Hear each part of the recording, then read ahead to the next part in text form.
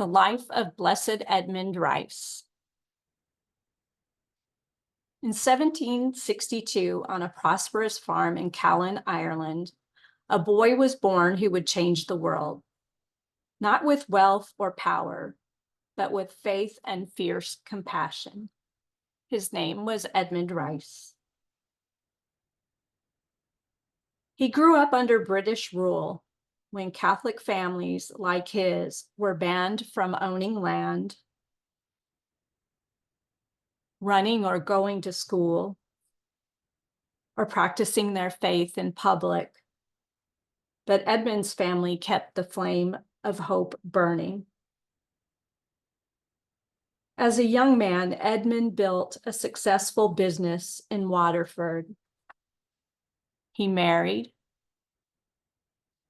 and gained wealth and was admired in the community, but then tragedy struck.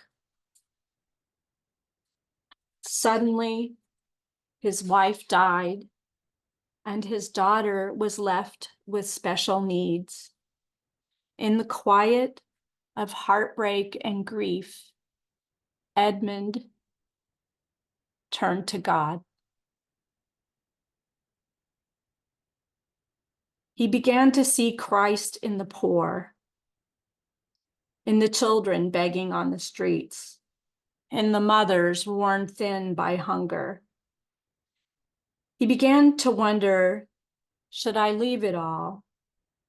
Should I join the monastery and devote my life to silent prayer? One day, he confided in a wise woman.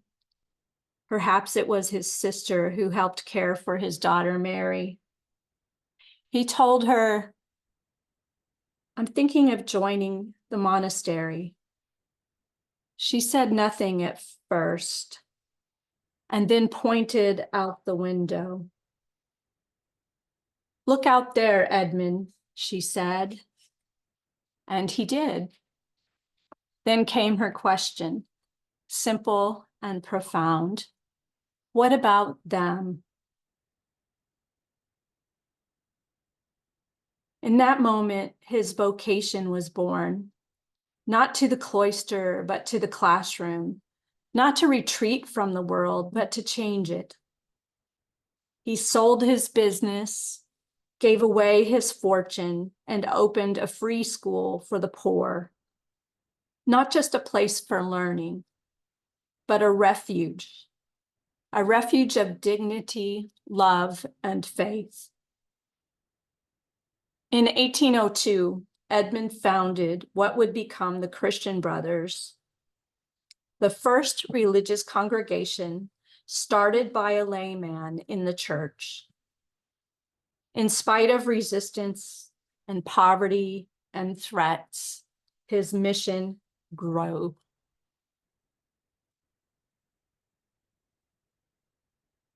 When he died in 1844, Christian Brothers schools had spread across Ireland and would grow across the globe. As of 2025, Edmund Rice schools serve roughly 190,000 students in 280 plus schools all over the world. In 1996, Pope John Paul II beatified Brother Rice. Today,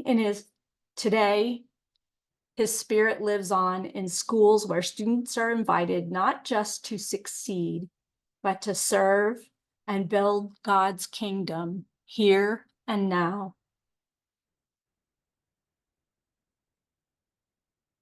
Blessed Edmund once said, "Give to the poor in handfuls." And that is just what he did with his hands and his heart. Blessed Edmund, pray for us. Live Jesus in our hearts forever.